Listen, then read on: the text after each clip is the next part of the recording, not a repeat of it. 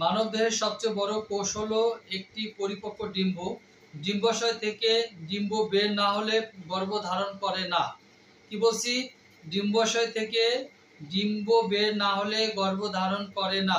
গর্ভধারণের জন্য ডিম্বাশয় থেকে পরিপক্ক ডিম্ব বের হতে হয়। আমি আবার বলছি, মানবদেহের সবচেয়ে বড় কোষ হলো একটি পরিপক্ক ডিম্ব।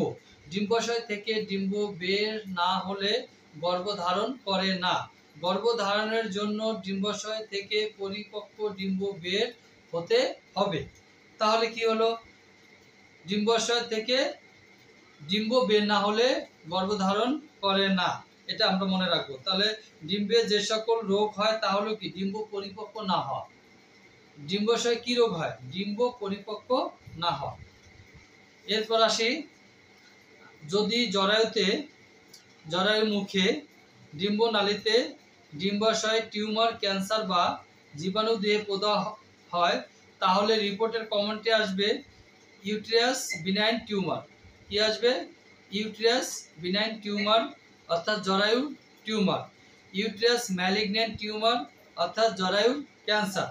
এই আলোচনাটা আমি আপনাদের সামনে আরেকদিন করেছিলাম, আজকে করছি আবার। ইউটেরাস ম্যালিগন্যান্ট টিউমার, জরায়ু ক্যান্সার। সার্ভাইকাল বিনাইন টিউমার, জরায়ুর মুখে টিউমার। সার্ভাইকাল ম্যালিগন্যান্ট টিউমার, জরায়ুর মুখে ক্যান্সার। ওভারিয়ান বিনাইন টিউমার, ডিম্বাশয় টিউমার। ওভারিয়ান ম্যালিগন্যান্ট টিউমার অর্থাৎ ডিম্বাশয়ে cancer. Benign tumour to the fallopian tube, ডিম্বাশয় নালীতে tumour. Malignant tumour to the fallopian tube অর্থাৎ হচ্ছে ডিম্ব নালীতে ক্যান্সার। ইউটিআই হচ্ছে ইউরিনারি ট্র্যাক্ট ইনফেকশন অর্থাৎ মূত্রতন্ত্রে জীবাণুর সংক্রমণ। পিআইডি